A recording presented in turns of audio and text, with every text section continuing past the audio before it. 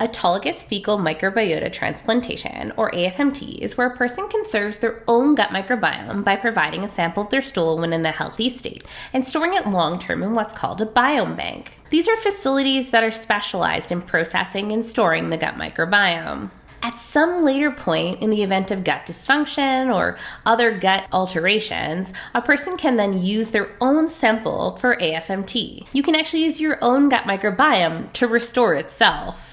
At Novel Biome, we offer a service called Bank Your Biome.